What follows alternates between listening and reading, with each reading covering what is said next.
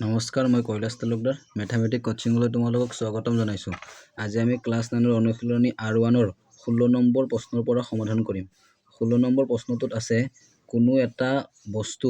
10% লাভত বিক্ৰী কৰা হ'ল, তাৰ কিনা দাম আৰু বেচা দামৰ অনুপাত কি? কোনো এটা বস্তু 10% লাভত বিক্ৰী কৰা হ'ল। ইয়াতে লাভৰ শতাংশ আছে 10%, কিনা দাম আৰু বেচা দামৰ অনুপাত ওলাব দিছে। আমাক অকল দিয়া আছে লাভৰ শতাংশ 10%, কিনা দাম আৰু বেচা দামৰ আমি অনুপাত উলিয়াব লাগিব। আমাক দিয়া আছে লাভৰ শতাংশ 10%। আমি প্ৰথমতে ধৰি ল'ম, ধৰা হ'ল কিনা দাম 100 টকা বুলি ধৰি ল'ম।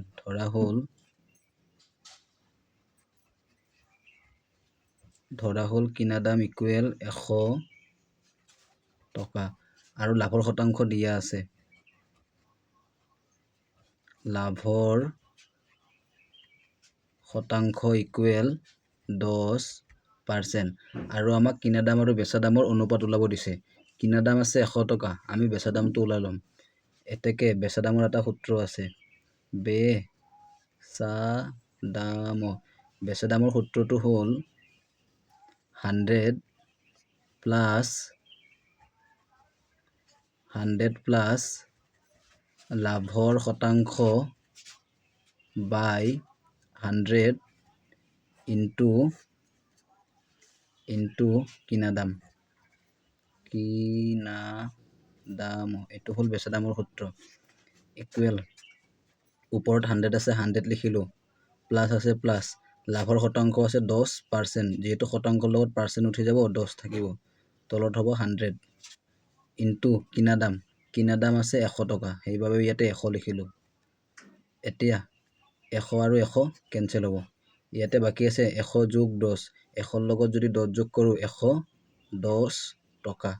বেচা দাম হ'ব 110 টকা। এতেকে আমাক অনুপাত ওলাব দিছে কিনা দাম আৰু বেচা দামৰ। অনুপাত মানে যিহেতু হৰণ হয়, আমি এনেকৈ লিখিম, ওপৰত কিনা দাম বাই বেচা দাম। অনুপাত মানে যিহেতু হৰণ, সেইবাবে আমি এনেকৈ লিখিছোঁ। কিনা দাম হ'ল 100 টকা, এইটো কিনা দাম 100 টকা আৰু বেচা দাম 110 টকা, তলত লিখিলোঁ 110 টকা। 0 0 কেঞ্চেল। যদি এইটো আমি অনুপাতত লিখোঁ, ওপৰত থাকিব 10, তাৰপিছত তলত 11, অনুপাতত লিখিলে 10:11। কিনা দাম আৰু বেচা দামৰ অনুপাত হ'ব 10:11। 17 নম্বৰ প্ৰশ্নটোত আছে 30টা কণীৰ কিনা দাম 20টা কণীৰ বেচা দামৰ সমান, লাভৰ শতকৰা হাৰ কি? 30 কণীৰ কিনা দাম আছে, 20টা কণীৰ বেচা দামৰ সমান। আমাক লাভৰ শতকৰা হাৰ উলিয়াব দিছে। আমাক দিয়া আছে 30টা কণীৰ কিনা দাম 20টা কণীৰ বেচা দামৰ সমান। প্ৰথমতে আমি এটা কণীৰ বেচা দাম ধৰি ল'ম। ধৰা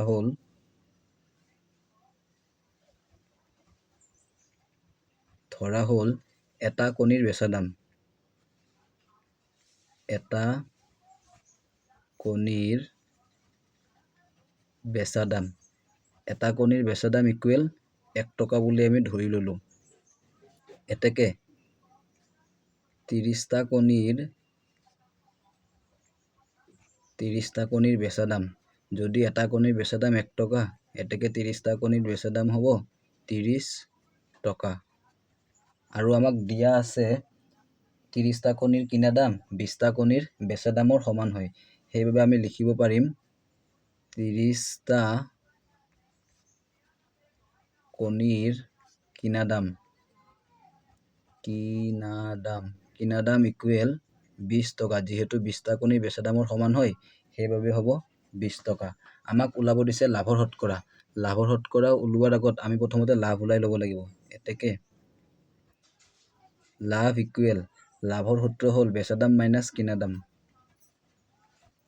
বেচা দাম মাইনাছ কিনা দাম।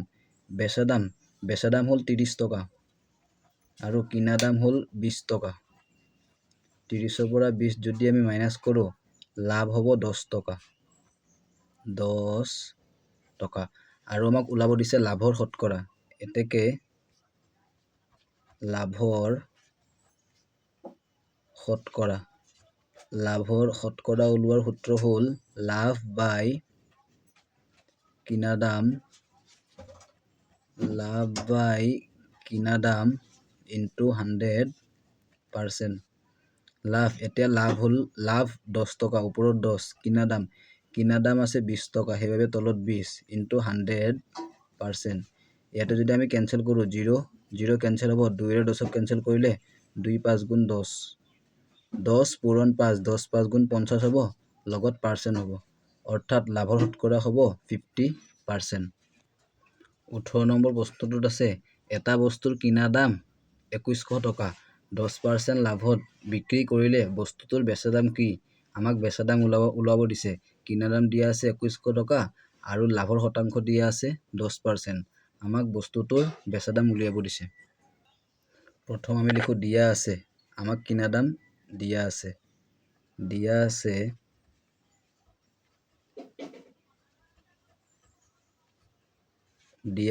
কিনা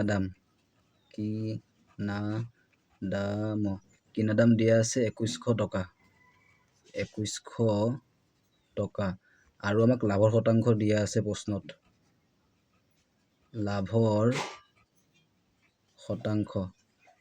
আমাক লাভৰ শতাংশ দিয়া আছে 10% আৰু আমাক বেচা দাম ওলাব দিছে।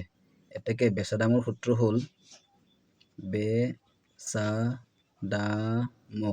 বেচা দামৰ সূত্ৰ হ'ল 100 প্লাছ লাভৰ শতাংশ বাই 100 ইনটু কিনা দাম।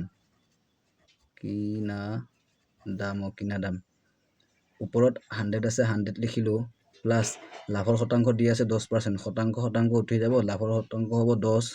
তলত হ'ব 100 ইনটু কিনা দাম দিয়া আছে 2100 টকা। এতিয়া ইয়াতে যদি আমি কেঞ্চেল কৰোঁ 0 আৰু 0 কেঞ্চেল হ'ব, আকৌ 0 আৰু 0 কেঞ্চেল হ'ব, 100ৰ লগত 10 যোগ কৰিলে 110 পূৰণ ইয়াতে থাকিব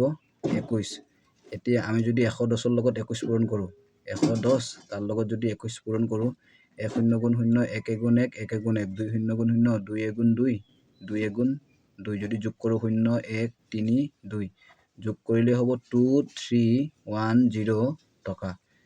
অৰ্থাৎ বেচা দাম হ'ব 2310 টকা। 19 নম্বৰটোত আছে টকাত 4টাকৈ নেমু কিনি 20% লাভত বিক্ৰী কৰিলে এটা নেমুৰ বিক্ৰী মূল্য কিমান হ'ব? টকাত মানে 1 টকাত। 1 টকাত যদি 4টাকৈ নেমু কিনি 20% লাভত বিক্ৰী কৰিলে এটা নেমুৰ বিক্ৰী মূল্য কিমান হ'ব? আমাক এটা নেমুৰ বিক্ৰী মূল্য ওলাব দিছে। আমাক দিয়া আছে টকাত 4টাকৈ নেমু কিনি,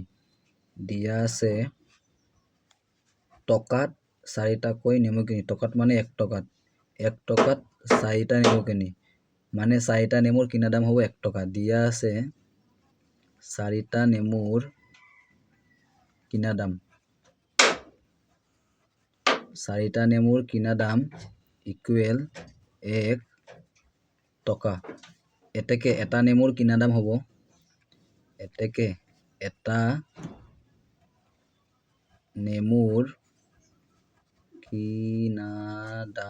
এটা নেমুৰ কিনা দাম হ'ব, 4টো যিহেতু ইয়াতে পূৰণ হৈ আছে ইফালে গ'লে হৰণ হ'ব,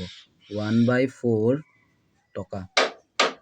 আৰু 4 যদি আমি একক হৰণ কৰোঁ, এইটো আমি পাম 0.25 টকা। 4ৰে একক আমি এনেকৈ হৰণ কৰিব পাৰোঁ, 4ৰে একক হৰণ নাযায়, দশমিক দিলে 0, 10, 4 2 গুণ 8, 10ৰ পৰা 8 গ'লে 2, দশমিক আছে অট'মেটিক 0 হ'ব, 4 5 গুণ 20, অৰ্থাৎ 4ৰে যদি একক হৰণ কৰোঁ আমি পাম পইণ্টৰ আগত একো নাই মানে 0 দিব পাৰোঁ, 0.25 টকা। এটা নেমুৰ কিনা দাম 0.25 টকা আৰু আমাক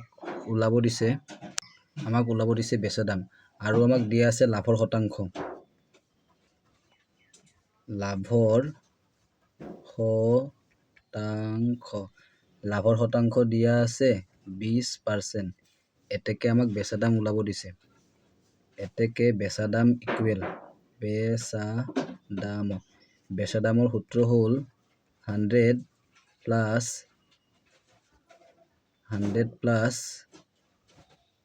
লাভৰ শতাংশ বাই 100 ইনটু কিনা দাম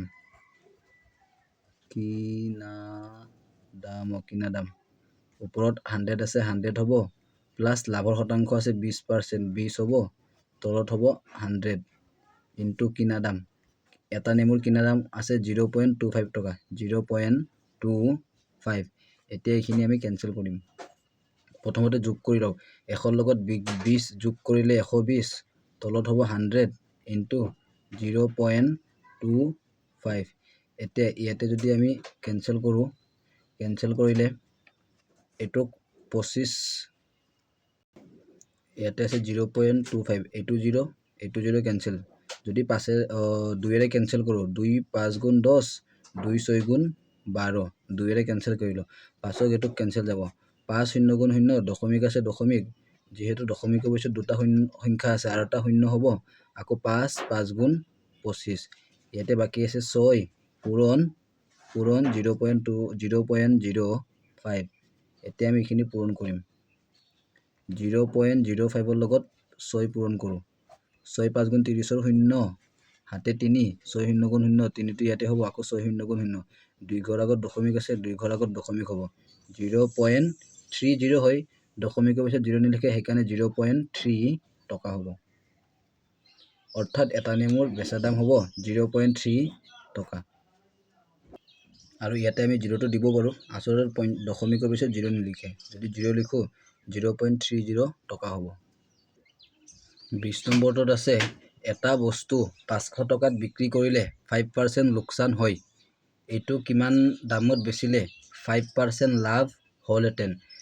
আৰু আকবাৰ পঢ়ো এটা বস্তু 500 টকাত বিক্ৰী কৰিলে 5% লোকসান হয় এটো কিমান দামত বেচিলে 5% লাভ হলেহেতেন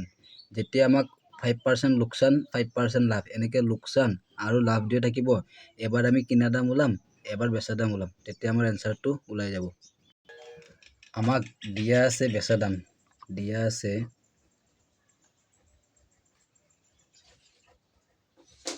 আছে আমাক বেচা দাম দিয়া আছে 500 টকা বেচা দাম ইকুৱেল 500 টকা বেচা দাম দিয়া আছে আমাক 500 টকা আৰু আমাক লোকসানৰ শতাংশ দিয়া আছে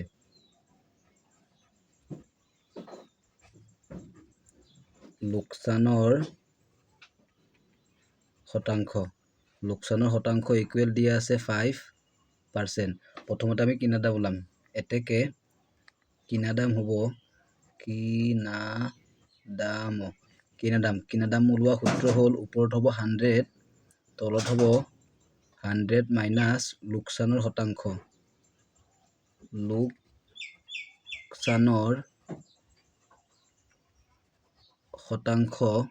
ইনটু বেচা দাম হ'ব বেচা দামৰ উল্টা সূত্ৰ কিনা দাম হয় এতিয়া ওপৰত 100 আছে আমি 100 লিখিলো তলত আছে 100 আছে 100 মাইনাস আছে মাইনাস লোকসানৰ শতাংশ আছে 5% 5 লিখিলো ইনটু আমাক বেচা দাম দিয়া আছে 500 টকা সেইভাবে 500 লিখিলো ওপৰত হ'ব 100 তলত 100 মাইনাস 5 কৰিলে 95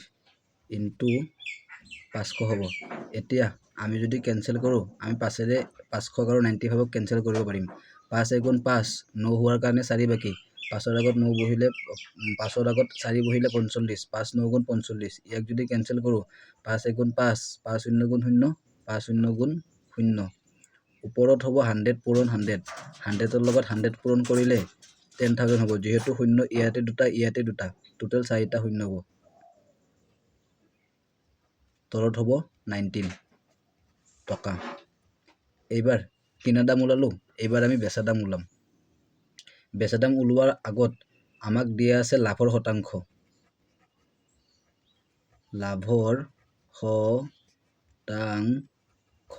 আমাক লাভৰ শতাংশ দিয়া আছে 5%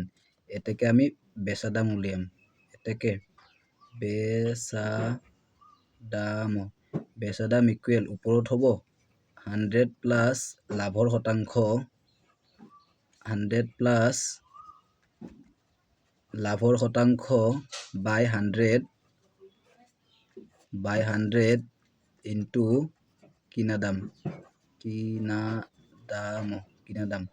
ওপৰত 100 আছে 100 লিখিলো প্লাস লাভৰ শতাংশ আছে 5% 5 লিখিলো তলত হ'ব 100 ইনটু কিনা দাম আমাক দিয়া আছে কিনা দাম আমি আগত ওলাইছিলো এটো কিনা দাম আমি ওলালো কিনা দাম পাইছো 10000 বাই 19 টকা কিনা দাম হ'ব 10000 বাই 19 টকা এতিয়া ইয়াতে আমি ক্যান্সেল কৰিব পাৰিম 0 0 ক্যান্সেল 0 0 ক্যান্সেল হ'ব এতিয়া 100 লগত যদি আমি 5 যোগ কৰো তেতিয়া হলে হ'ব 105 পূৰণ ওপৰত 100 আছে 100 হ'ব তলত 19 হ'ব ওপৰে পূৰণ কৰিব লাগে তলে পূৰণ কৰিব লাগে 100 লগত 5 যোগ কৰিলে 105 105 ৰ লগত 100 পূৰণ কৰিম হেকাৰণে 105 পূৰণ 100 ইয়াতে 19 ইয়াতে 1 আছে 19 গুণ 19 হ'ব এতে এইখিনি আমি পূৰণ কৰিম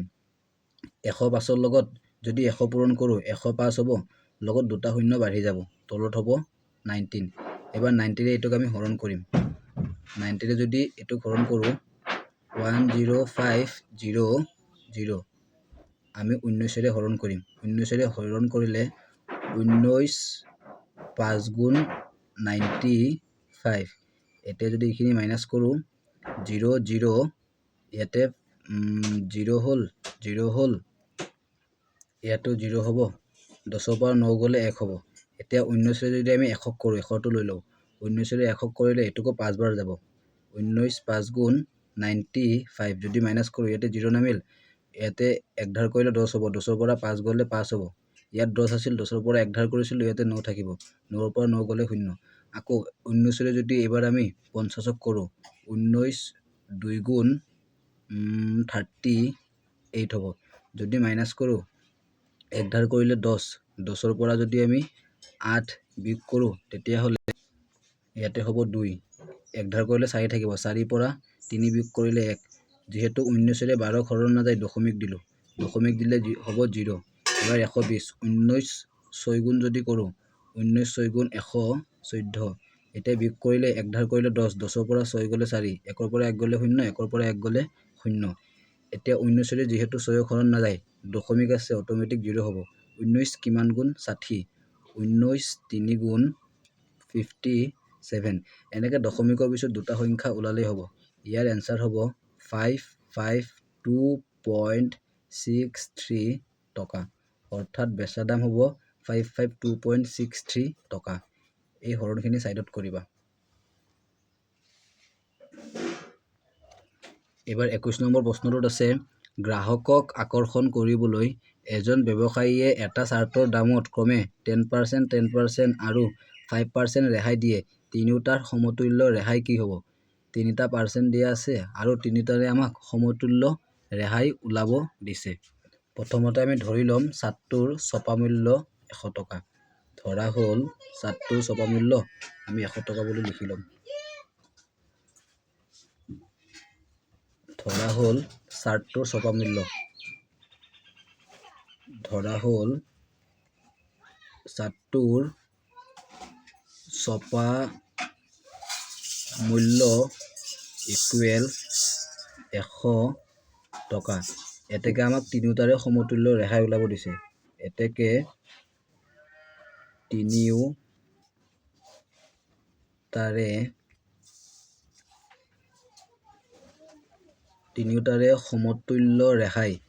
তিনিওটাৰে সমতুল্য ৰেহাই হ'ব আমি এনেকে কৰিম যেহেতু চাৰ্টটোৰ ছপা মূল্য 100 টকা 100 লিখিম প্ৰথমটো যেহেতু 10% হয়